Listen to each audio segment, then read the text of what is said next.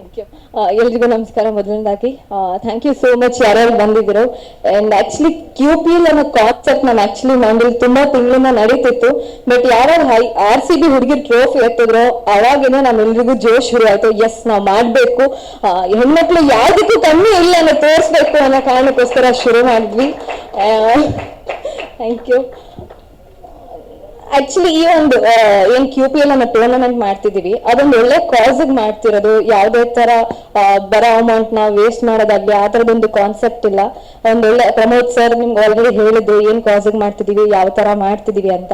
But actually ಒಂದು sports ವಿಚಾರ ಅಂತ ಬಂದಾಗ ಹೆಣ್ಮಕ್ಳನ್ನ ಹುಡುಗರು ಸ್ಲೈಟ್ ಆಗಿ ಡಾಮಿನೇಟ್ ಮಾಡ್ತಾರೆ. ಸ್ಪೋರ್ಟ್ಸ್ ಅಂತ ಬಂದಾಗ ತುಳಿತಾರೆ.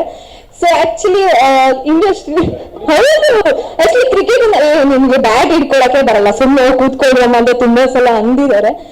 ಇಂಡಸ್ಟ್ರಿಲಿ ತುಂಬಾ ಜನ ಟೂರ್ನಮೆಂಟ್ ಮಾಡಿದ್ದಾರೆ, ಕ್ರಿಕೆಟ್ ಟೂರ್ನಮೆಂಟ್.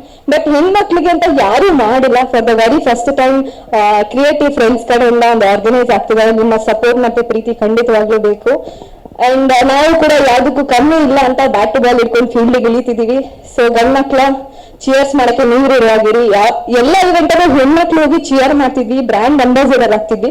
ಸೊ ಇವಾಗ ಹುಡುಗರು ಯಾರ್ಯಾರು ಫ್ರೀ ಇರ್ತಾರೆ ಅಫ್ಕೋರ್ಸ್ ಬರ್ಬೋದು, ಚಿಯರ್ ಮಾಡ್ಬೋದು, ಬ್ರ್ಯಾಂಡ್ ಅಂಬಾಸಿಡರ್ ಆಗಿ ಬರ್ಬೋದು. ಅಲ್ವಾ, ನಾವು ಹೆಣ್ಮಕ್ಳು ಯಾವ್ದಕ್ಕದು ಕಮ್ಮಿ ಇದೀವ? ಹೆಣ್ಮಕ್ಳು ಸೈನ್ ಮಾಡ್ರಮ್ಮ, ಹೆಣ್ಮಕ್ಳು ಸ್ಟ್ರಾಂಗ್ ಬರು ಅಂತ ಪ್ರೂವ್ ಮಾಡಿ ತೋರ್ಸೋಣ ಫೀಲ್ಡ್ ಅಲ್ಲಿ. Thank you so much.